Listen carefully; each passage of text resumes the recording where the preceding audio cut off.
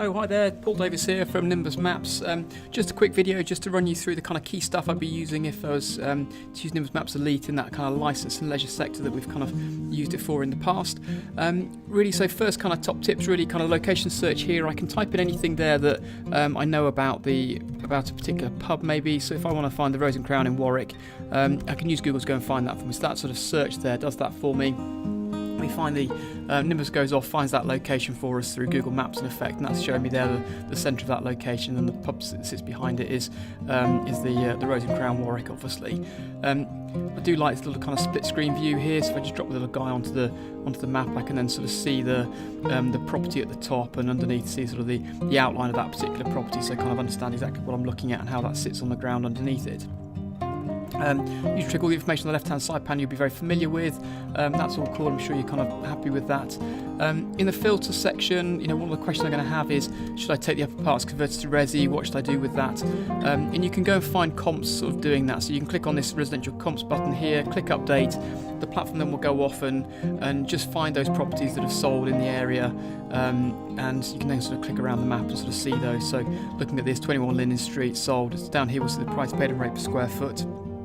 That just tells me that it was £376 a foot when it was sold in 30th of October 2017, 239,635 square feet in effect. Click this link here, takes me to Rightmove, and I can then go and see number 21, which is this one down here. It's obviously sold for £375 a foot, sorry, £375 a foot rather. Looks in reasonable condition, looks like a sensible number to go and put as a kind of a converted second-hand stock kind of price for two-bed terraced house in Warwick in effect. But I can go next level down, look in the exports on the right hand side, click the sale comparables there. That then just drops that all into Excel for me, so I can then go and have a look at that, and I can see then sort of the various prices. These are the rates per square foot, sort of see the variance that goes in that area. So everything from sort of £200 a foot up to sort of 375, and I can kind of dig through that, and that's kind of where those comps become really important to understand. Is it £375 a foot, or is it £200 a foot? Because that's going to be very different in terms of my the development appraisal that I'm sort of looking at in effect. So that's kind of a quick way in which you can use that. Other stuff I'd be doing is I'd be interested to know, so kind of here we're looking at Warwick District Council, so I'd be doing a planning search. So here I can type in Warwick District Council, so in effect search this council, and in fact I can search a number of other councils as well at the same time if I want to, so I can do Warwickshire County Council at the same time, and I can then search for key terms. So maybe I'm interested in pub, maybe I'm interested in A4 uses, maybe I'm interested in restaurants. And in effect, what this is going to do for me is going to do a keyword search across those two councils to see, are there any planning applications for those that sort of see those words in the application text in effect. So the description the architect has put into the council in effect. So what I can then see is that all exported to Excel. There's my link through to go and see it. There's the application number. This is the proposal, so kind of change of use for bank into whatever it's saying here, upper floors, hotel, restaurant, etc, etc, etc. There's the address of it, so on the Parade in Leamington Spa, and I can just understand then the dates of those and whether they've been granted, and etc, etc. Kind of finding an interesting one in there is going to be really interesting. Obviously then you can go and link through, see the planning application, understand what kind of conditions you might get around yours. If you're looking for an extension, I could add that keyword in for extension. So if I'm looking at a particular pub and I want to extend the back of it and invest in that pub, then I can have a look at what kind of permissions have kind of come back on that application. Sorry, on the applications that are nearby, permissions nearby, so I can kind of understand what I'm likely to get, whether I'm going to get consent or not in effect. What I'd also be doing is in some of those kind of cases where I want to see, am I going to get consent or not, and if I am, or if I'm going to go and submit a planning application, what are the issues I'm going to face as part of my planning application. Kind of a couple of the key ones are things like area of outstanding beauty and greenbelt, and there are overlays in the platform that allow me to see that. So if I'm kind of doing an application in Old Milverton, I'm dealing with greenbelt and kind of issues over how that might affect, or how the planners might affect that. I kind of go in with my eyes open on that when it's happening. And the same with A&OB, kind of that's perhaps even more important, because if I'm doing a development in Moreton and Marsh and I want to kind of reinvest in the pub that I own there, then if it's A&OB, then of course that area of outstanding natural beauty designation is then going to affect the design I've got to put into that extension to make it acceptable to the planners, but I can see that all from the outset in effect. That's shown in the overlay and also shown on that left hand side panel when the information panel pops out, and I can sort of see at the bottom this is the one in Leamington. There's no kind of issues around that. Some of the other key stuff that I'd be looking at, if I jump into, say, Leamington, let's just have a quick search in the centre of town. I'm just going to take my filters off, so let's reset those, click update, and then I'll jump across into, let's do a search here. In effect, understanding whether particular properties are listed, whether they flood and this sort of stuff. So if we, in fact, let's go into Stratford-upon-Avon, that's kind of an interesting one, I always think. Let's jump to there. The platform capture stuff. I know kind of around here there's some interesting stuff. So looking at some of the pubs that are around there, and this is one here that I've looked at in the past. And then just as you kind of go down to the bottom of it, so, firstly that planning history around this particular pub and kind of what's been going on with it. But also then whether it's listed or not. If it is listed, it shows you that the red line in Stratford is listed. Click the link, shows you the link straight through to Historic England. Within that, it then tells me down here what the grade of that listing is, kind of really helpful when it comes to the planning application for the extension, things like that I'm going to be doing. But then also the details section down here becomes really important, because whatever's said in here is what the Conservation Officer is going to get upset with you about if you try and change it. So, some exposed beams inside, builder closes the view down Guild Street, also closes the views down Warwick Road. So kind of changes to that frontage and to those exposed beams are going to get resisted by the Conservation Officer. So if you know about that now, you can deal with that as part of your application rather than sort of getting caught out later on. You can also see with any flooding risks. This is showing there is a flood risk, and we link through to the flood map that kind of shows us kind of what the extent of that flooding is. So that's kind of really interesting. This is kind of flood zone 3, so kind of really important to know about.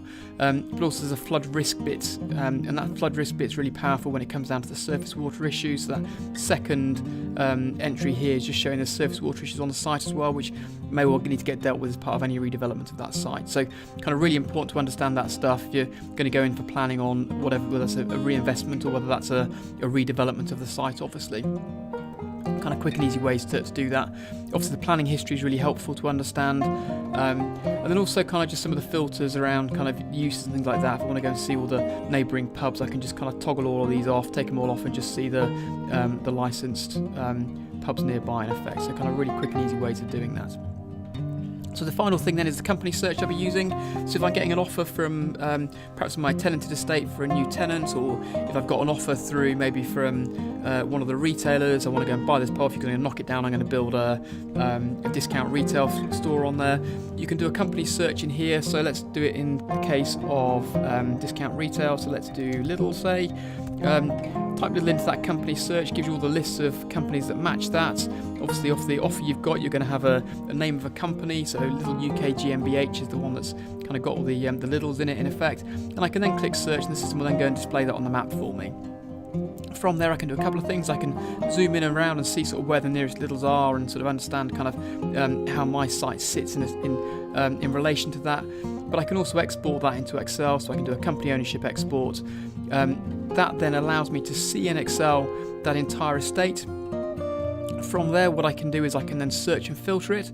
So I can see here the most recent freeholds that they've bought. So I can see it's Lidl UK, there's the title, that's freehold, the date they bought it, the address of that property, so their correspondence address, and then link back into Nimbus Maps to go and see that particular building, or that particular site rather. And I can sort of then build up a picture around kind of what they pay.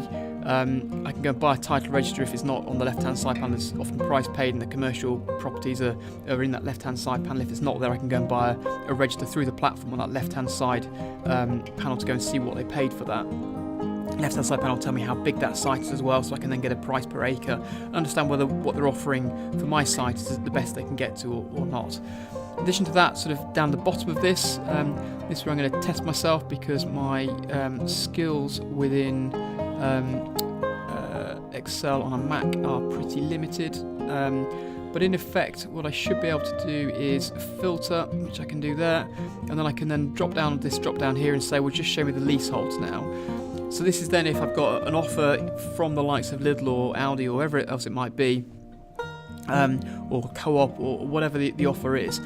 What I can do here is I can see the last leases that they took, and then with that I can go and click into the platform and then download those leases for those most recent leases that they've accepted, which then allows me to go and check the covenants they're offering and check whether what they're offering me is the strongest that they can get to, and whether some of those covenants can obviously make a huge difference. If there's a 5-year break in a 15-year lease, it's going to make a percentage point difference in your yield when you sell it, and therefore a huge difference in terms of the capital value of the asset you're creating, and obviously what little they can afford to pay you in terms of if they're buying the site off you or if they're going to sell that investment on. So kind of really important to get a clear understanding of what they will actually accept and what they will actually pay, and this is the way you can do that. So whether that's for occupiers like this, whether that's for maybe a competition, if you're bidding for a new site or a number of new sites, you can see what your competition is bidding by doing the same search, but for them instead of Lidl or Aldi or whatever it might be we're looking at the moment. So you can understand the terms they offer, you can understand the leases that they take, and then understand kind of where you're strong and where you're weak against that. So kind of really powerful ways in which you can understand how you fit into the marketplace and how your competitors are, what they're up to, and how they're acting, or alternatively how the companies are that are bidding and making offers to you, understand whether that's the right level or not.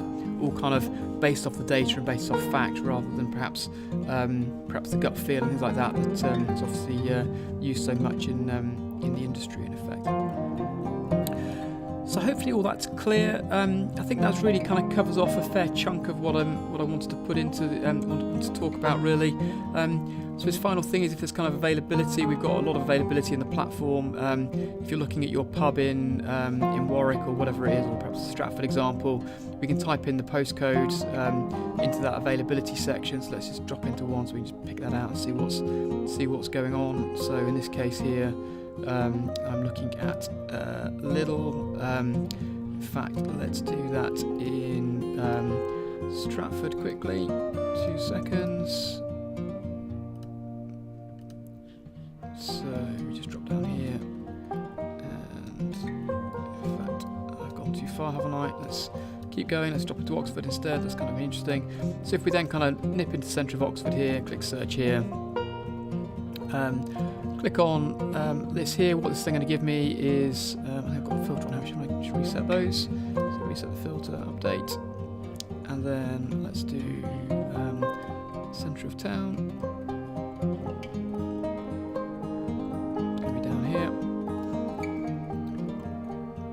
So in effect what I can then do here is I can then do an availability search. We've kind of got these are available properties, so actually trying to understand what the marketplace is, perhaps for other uses nearby.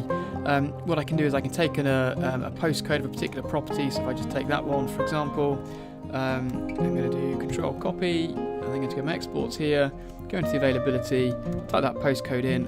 What that's then going to do is it's going to give me an export of all the properties that are available from the top 100 surveying firms across the UK. In that outgoing postcode, in effect, is showing OX1. These are all the properties that are on the market with these big agents. That could just be really helpful just to understand if I've got a town centre building, could I convert the upstairs into offices? Well, what does the offices look like? Well, here's all the sort of stuff that's on the market. This is now getting extended as we speak. So we've currently got 100 surveying firms' websites being scraped and information coming off those 100 surveying firms' websites. That's scaling out now to 200 and 300 over the course of the next month or so. So you'll see an awful lot more of that being populated and giving you that kind of nice, clear understanding of what's going on in sort of certain marketplaces in effect. Hope that's clear, hope that's helpful. The final thing you can do is kind of perhaps the planning overlay might be helpful. So if we just click on this, we can display planning here from a certain date, click update, and what it's going to do is then show me in the platform those properties that are edged in yellow where there's a planning application, a planning history in effect. I can then click on those, and that planning history then will sort of show on the left-hand side panel, telling us kind of what's been going on those sites in effect. So kind of very quick and easy, so you can sort of use that. Centre of Oxford, there's a lot going on, lots of listed buildings and this sort of stuff that are making a difference of it's kind of why there's so much in there. But some of those perhaps smaller towns and villages and stuff where kind of lots of pubs and things like that you'll be working on, that can be kind of very interesting to see kind of what else is going on nearby, what residential planning consents have been coming through, and how does that affect perhaps my plans with the property that I'm looking at in effect. any kind of issues or plans around how to, or kind of want to know how to use any of this, there's this training section here where you can kind of run through all the stuff I've just been talking to you about. You can click on these and sort of just create little videos and, you know, finding land or whatever it is. It's not relevant for you guys, let's get rid of that one, but, you know, planning histories or whatever. Click play on that and I'll just run through a little video of how to do all of that in effect.